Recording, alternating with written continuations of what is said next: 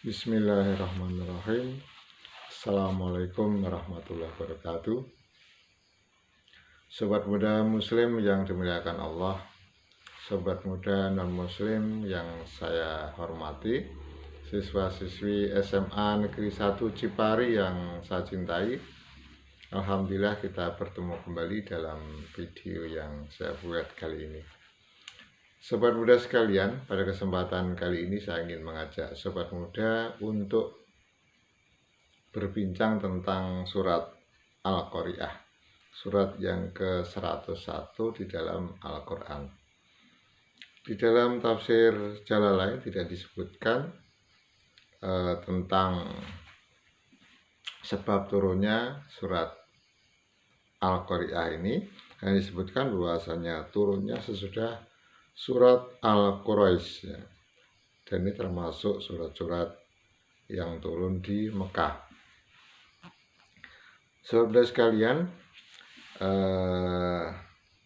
Al-Qari'ah ini artinya adalah hari kiamat. Saudara, kita lanjutkan, kita langsung ke ayatnya. A'udzubillahi minasyaitonirrajim. Bismillahirrahmanirrahim. Al-Qari'ah. Al-Qari'ah, hari kiamat. Hari kiamat. Jadi di sini Allah menyatakan tentang adanya hari kiamat. Hanya sebuah pernyataan. Kemudian pada ayat yang kedua, ayat berikutnya, Mal Qari'ah. Apakah hari kiamat itu? Setelah menyatakan hari kiamat, kemudian Allah mengajukan sebuah pertanyaan, apakah hari kiamat itu? Jadi pertanyaan ini adalah untuk memancing perhatian kita, ya. Kalau memang belum tahu, harusnya tidak ditanyakan lagi, tapi karena untuk memancing perhatian, maka ditanyakan. Ayat yang ketiga, wa ma adraka mal qari'ah. Tahukah kamu apakah hari kiamat itu? Ya, jadi pancing lagi, ya, perhatian difokuskan lagi. Tahukah kamu wa ma adraka mal qari'ah, hari kiamat itu? Ya. Nah, baru kemudian ayat yang keempat ini Allah berikan gambaran tentang hari kiamat tadi, ya, tentang hari kiamat tadi. Nah, gambar tentang hari kiamat, yauma yakunun nasu kal farasil mabsus, ya. Yauma yakunun nasu kal farasil mabsus. Pada hari itu manusia itu seperti aneh-aneh atau laron yang berterbangan. Jadi kita lihat,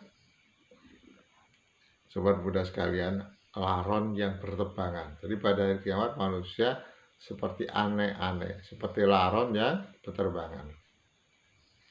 Kalau kita lihat aneh-aneh yang berterbangan itu sangat sibuk luar biasa dengan arah yang berbeda-beda, satu sama lain tidak menentu, ya.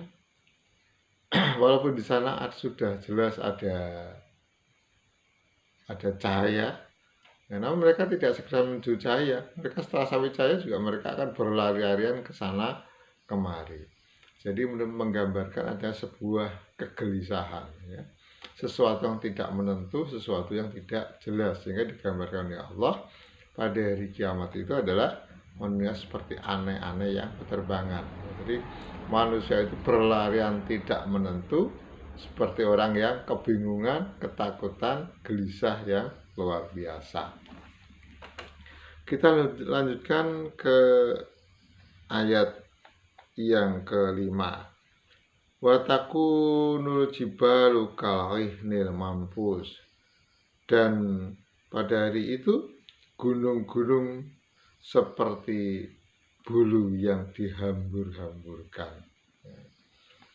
Jadi kita lihat bulu itu adalah sesuatu yang ringan, kemudian dihambur-hamburkan. Nah, gambaran itu adalah seperti gambaran gunung-gunung pada hari kiamat. tampak terjadi huru-hara yang luar biasa, bukan kok gunungnya sekedar meletus atau tsunami, tapi gunung-gunung ini sampai seperti bulu yang dihambur-hamburkan, menunjukkan musibah yang luar biasa, bencana alam yang luar biasa. Kita lihat sobat muda ayat yang ke-6. Fa'amma man thaqulat mawazinuhu. Adapun orang-orang yang berat timbangan amalnya, ya. Berat timbangan amalnya, ya. Jadi di sini sebenarnya tidak ada keterangan amalnya, ya. Adapun orang-orang yang berat timbangannya, ya, berat timbangannya. Jadi orang itu diukur seolah-olah ditimbang, ya. Beratnya orang itu tentunya biasanya terkait dengan kualitasnya. Nah, jadi kualitas manusia itu diukur menurut timbangan Allah. Nah, jadi ada yang membayangkan, ya, tentang timbangan amal ini, ada yang membayangkan amal baiknya katakanlah ditempatkan di sisi kanan sebuah neraca, kemudian amal buruknya diletakkan di sisi kiri sebuah neraca atau timbangan. Nah, berat mana sih antara yang baik dengan yang buruk? Ada yang gambaran seperti itu. Amal baik ditaruh di sisi kanan, amal buruk di sisi kiri. Kemudian berat yang mana gitu ya. Nah, dari timbangan ini. Fa amma man saqulat mawazinu. Adapun dan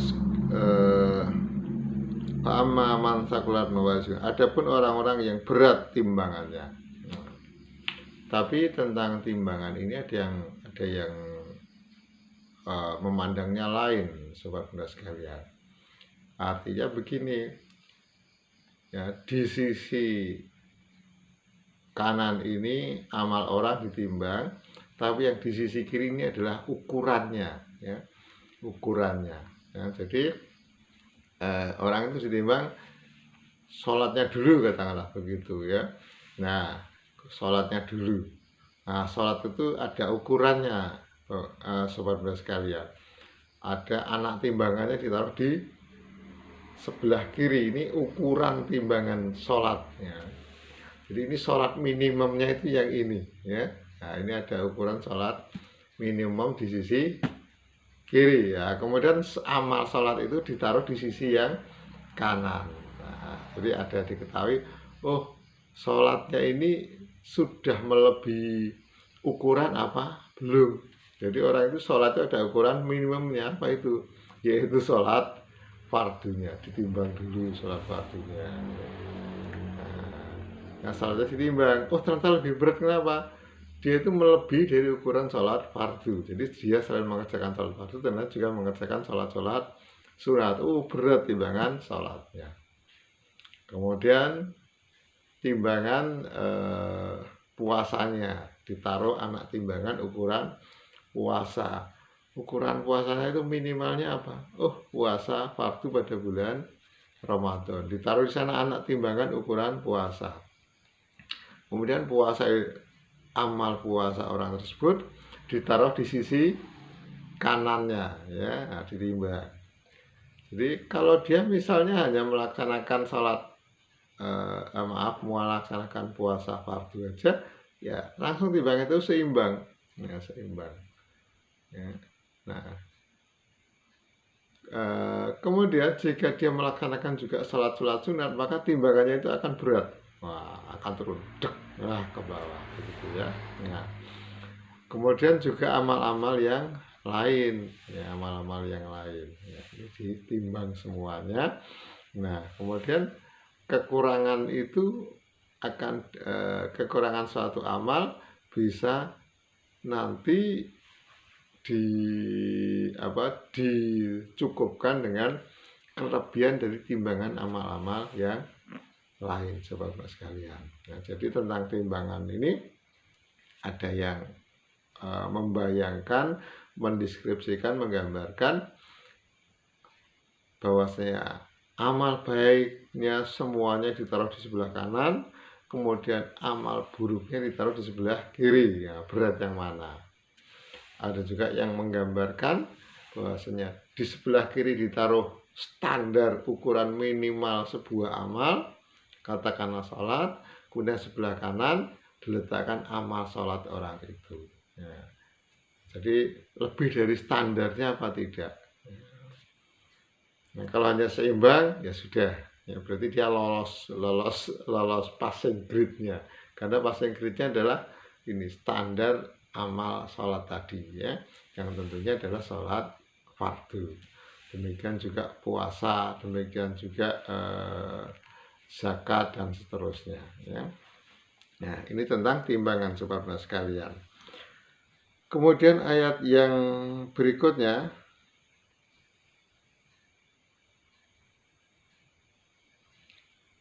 bahwa fi 'ishatir radiyah, maka dia berada dalam kehidupan yang memuaskan ya. Jadi orang yang timbangan amalnya, kebaikannya tadi lebih berat, maka dia akan berada dalam kehidupan yang menyenangkan. Menyenangkan ukurannya Allah itu mesti luar biasa, karena di akhirat itu sesuatu itu di luar ukuran pemikiran manusia. Jadi kesenangan dunia ini tidak ada bandingannya dibandingkan kesenangan di akhirat. Ada kesenangan yang luar biasa. Saudara sekalian, ayat yang berikutnya,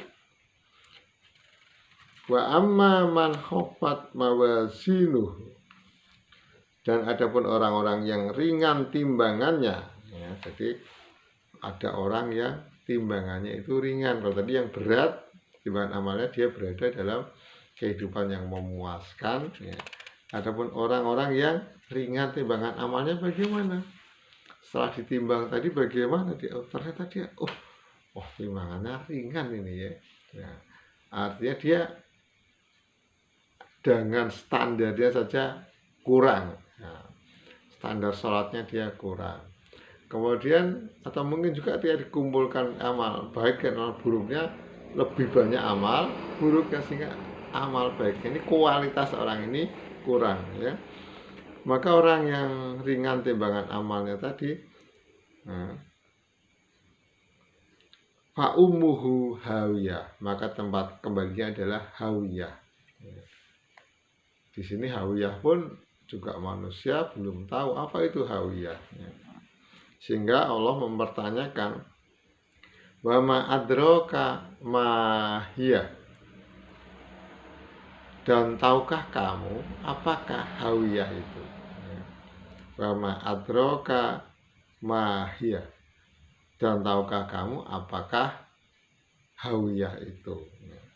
Ayat yang terakhir yang ke-11 menjelaskan narun hamiyah, yaitu api yang sangat panas. Jadi gambaran siksa itu, siksa yang paling berat adalah siksa tentang panas ya, yang menyengat di kulit dan rasanya bisa sampai masuk ke dalam hati ya. Digambarkan bahwasanya panas api neraka yang mengenai kaki ini ya, di bawah ini, maka sampai otak mendidih ya, ini adalah gambaran tentang api yang panas. Sobat sekalian, jadi ayat ini mengingatkan kepada kita agar kita selalu mempertimbangkan ya, amal kita di dunia ini ya, besok akan ditimbang ya, banyak mana amal baik dan amal buruk kita. Kualitas diri kita ini besok di akhirat akan ditimbang. Jika kualitas kita ini baik menurut ukuran Allah, maka kita akan berada dalam kehidupan yang menyenangkan. Jika kualitas diri kita ini buruk, ringan di hadapan Allah, maka kita akan berada di dalam neraka hawiyah, yaitu neraka yang apinya sangat panas. Saudara sekalian, kita ulang, kita lihat dari awal, kita review ya. Al-Qari'ah, hari kiamat. Mal-Qari'ah, apakah hari kiamat itu? Wa ma adraka mal qari'ah. Dan tahukah kamu apakah hari kiamat itu? Yauma yakunun nasu kal farasyil mabthus. Pada hari itu manusia seperti aneh-aneh yang berterbangan. Wa takunul jibalu kal ihnil manfus. Dan gunung-gunung seperti bulu yang dihambur-hamburkan. Fa amman sakulat mawazinuhu. Maka adapun orang-orang yang berat timbangannya, bahwa fi 'aisyatir radiyah, maka mereka dalam kehidupan yang memuaskan. Wa amman khaffat mawazinu, adapun dan orang-orang yang ringan timbangannya, fa ummuhu hawiyah, maka tempat kembalinya adalah hawiyah. Wa ma adraka ma hiyah, dan tahukah kamu apakah hawiyah itu? Narun hamiyah, api yang sangat panas. Sobat muda sekalian, demikian perbincangan kita tentang surat Al-Qari'ah yang mengingatkan kita agar kita senantiasa meningkatkan kualitas diri kita yang diukur berdasarkan standar-standar timbangan Allah, agar kita menjadi orang yang berkualitas, yang berat timbangan kualitas kita, sehingga kita besok dari kiamat berada dalam kehidupan yang memuaskan. Ya, jangan sampai kita menyesal karena kualitas diri kita yang tidak jauh dari standar, sehingga kita harus masuk ke dalam hawiyah, yaitu neraka api yang sangat panas. Sahabat sekalian, demikian, mudah-mudahan ada manfaatnya. Jika ada kekurangan datangnya dari kebodohan saya, jika ada benarnya semata-mata datangnya dari Allah yang Maha Pandai. Sekali lagi kurang lebihnya mohon maaf. Billahi taufik wal hidayah. Wassalamualaikum warahmatullahi wabarakatuh.